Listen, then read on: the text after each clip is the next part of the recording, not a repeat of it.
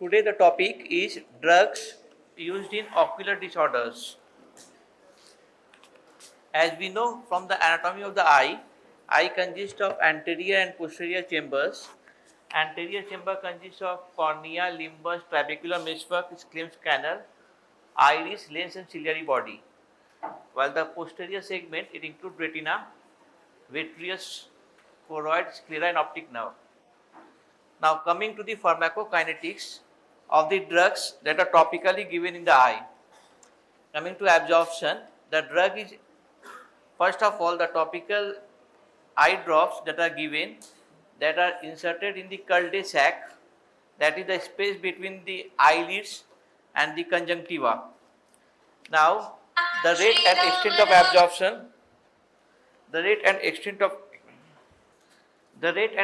of absorption, it depends on the dwell time in the basically drug in the cul-de-sac, precorneal tear film and the elimination by nasolacrimal drainage.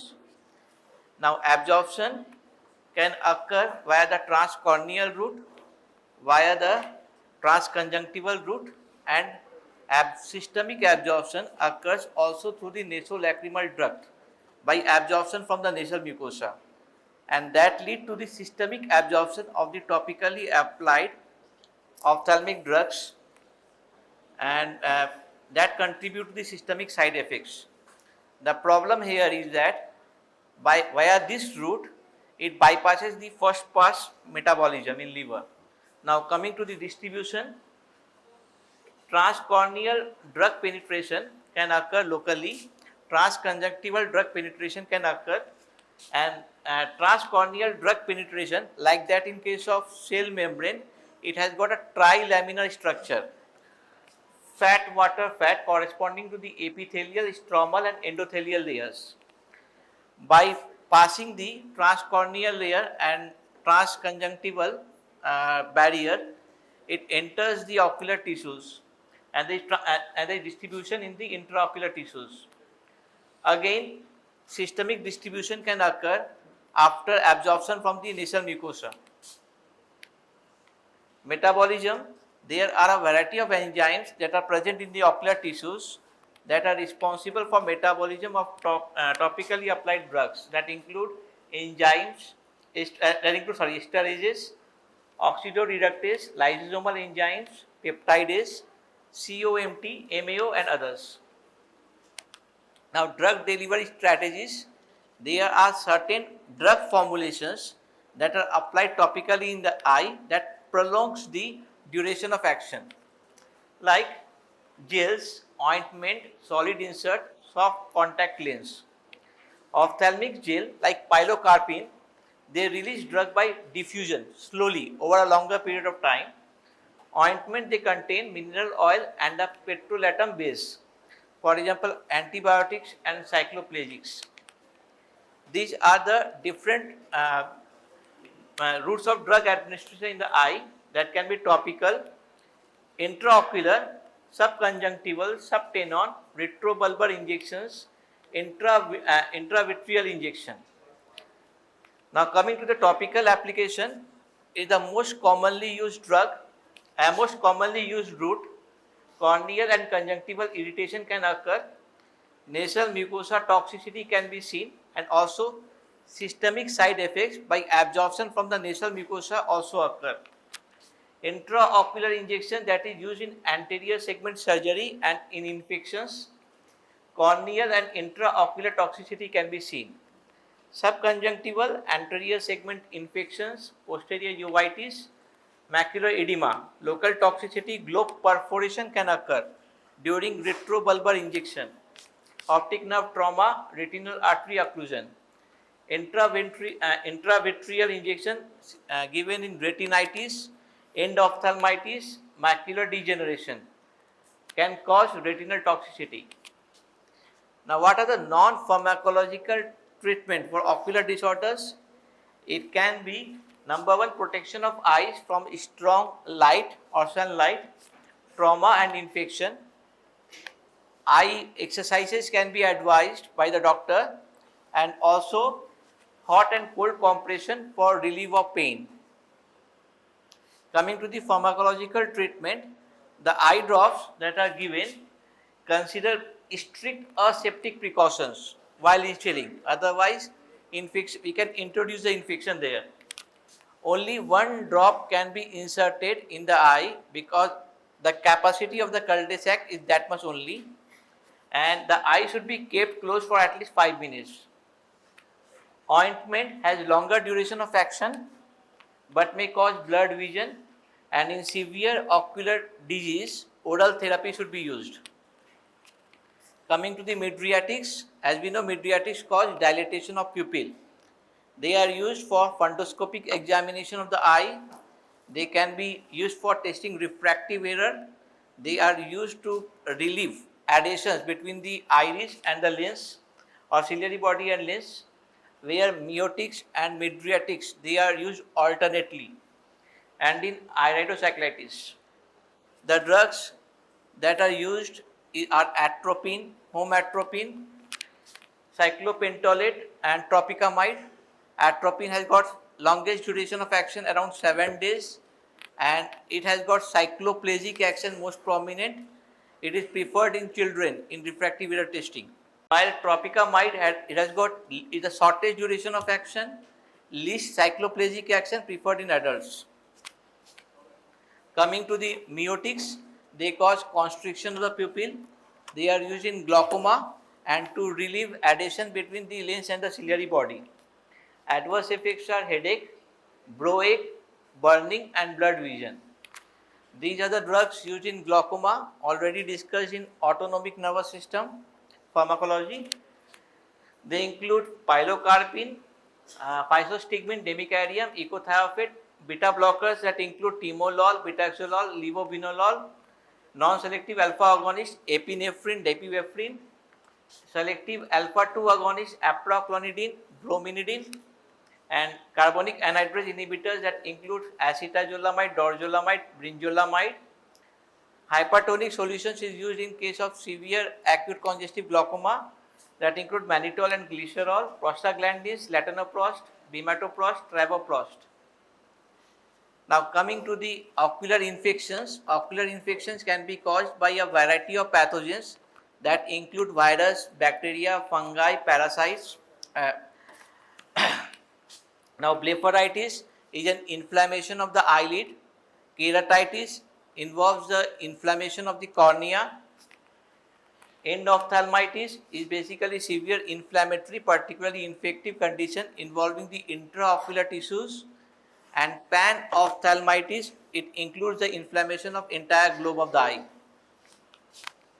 Now these are the topical antibacterial agents that include azithromycin, bacitracin, chloramphenicol, ciprofloxacin, erythromycin, gatifloxacin, gentamicin, levofloxacin, moxifloxacin, and sulfacetamide. These are topical antibacterial agents used in ocular disorders.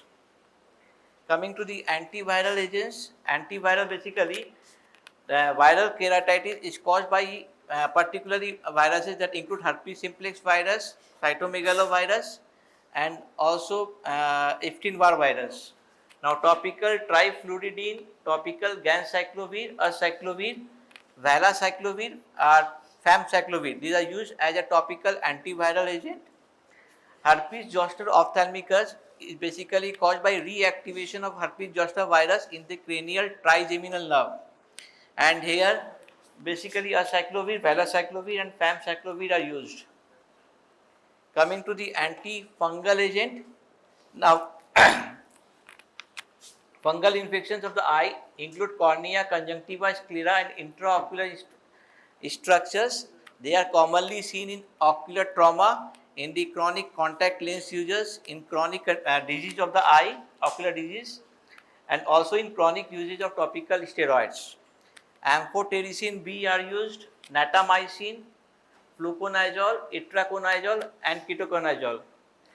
Meconazole and variconazole can also be used topically as well as intravitreally. Coming to uveitis, basically it's an inflammation of the uvea. Topical cyclopentolate, tropicamide, atropine, scopolamine, homatropine. They are frequently used to break the posterior synechia between the lens and the iris, and they also relieve the ciliary muscle spasm that is responsible for the pain in the eye. Now coming to the glucocorticoids. Glucocorticoids basically they are a very helpful drug in severe ocular inflammation, particularly anterior and posterior uveitis and post-operative inflammation of the eye.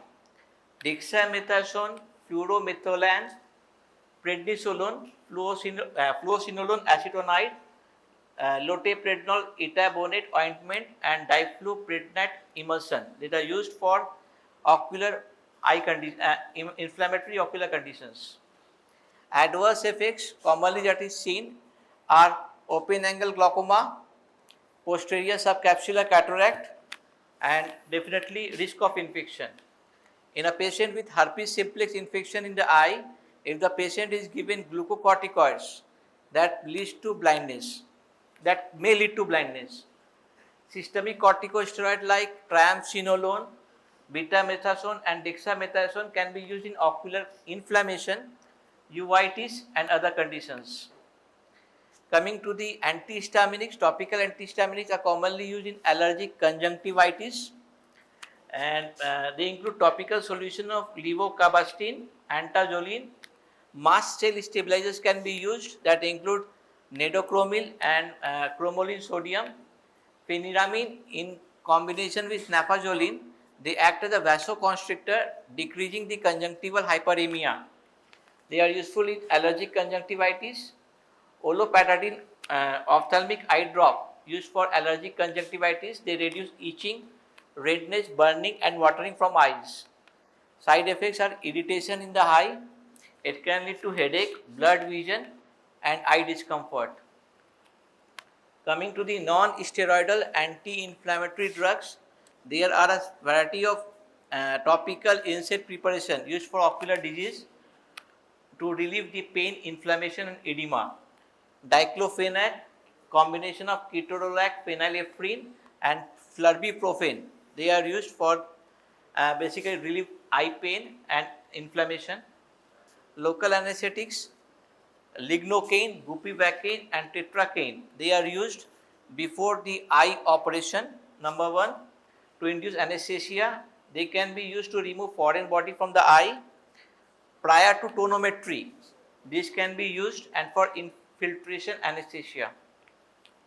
Coming to immunosuppressives and antimitotic drugs, they are particularly used for chronic dry eye disease that include topical cyclosporine. They are used for treatment of chronic dry eye associated with inflammation. Lifitegrast, they are used topically for dry eye. 5-fluorouracil, they are used to prevent subconjunctival scarring. Mitomycin is used prior to glaucoma surgery, pterygium surgery and surface ablation surgery. Now coming to the treatment for retinal neovascularization, macular degeneration. There we use anti-VEGF drug, vascular endothelial growth factor. Now they include verteporfin, pegaptanib, aflibercept, bevacizumab and brolucizumab. Now here bevacizumab is a commonly used anti-VEGF drug in retinal neovascularization, in the macular degeneration, diabetic macular edema and diabetic retinopathy. Coming to the diagnostic dyes, fluorescein can be used to detect the epithelial damage caused by foreign body in the cornea. They can also be used to see the aqueous humor leakage in the eye due to eye surgery or trauma, and they can also detect the nasolacrimal duct patency. Fluorescein dye. Rose Bengal stain can stain basically devitalized tissues in the of the conjunctiva and the cornea. Indocyanin green can be used for retinal angiography. Now treatment of eye disease, we commonly use carboxymethyl cellulose. This is an artificial substitute for the tears in eye. Coming to the ophthalmic effects due to vitamin deficiencies. Number 1 is vitamin A. Vitamin A in the conjunctiva can cause bitter spot and conjunctival xerosis. In the cornea, it can lead to corneal keratomalacia, punctate keratopathy. In the retina, it can cause night blindness and hypopigmentation in the retina. Vitamin B6 deficiency can cause retinal neovascularization and atrophy of retina. Vitamin B12 deficiency can lead to color vision blindness, visual field defects. Vitamin K deficiency can lead to hemorrhage in the conjunctiva and the retina. Now, these are the certain drugs, systemically used drugs, that cause ocular side effects. Like chloroquine can lead to retinopathy. Ethambutol, very important, is an anti-TB drug that cause optic neuritis. Digoxin can cause scotoma. Sildenafil can cause blue color vision defect. Glucocorticoids, posterior subcapsular cataract, and chlorpromazine, pigmentation of retina, alendronate, iritis, conjunctivitis. That's all.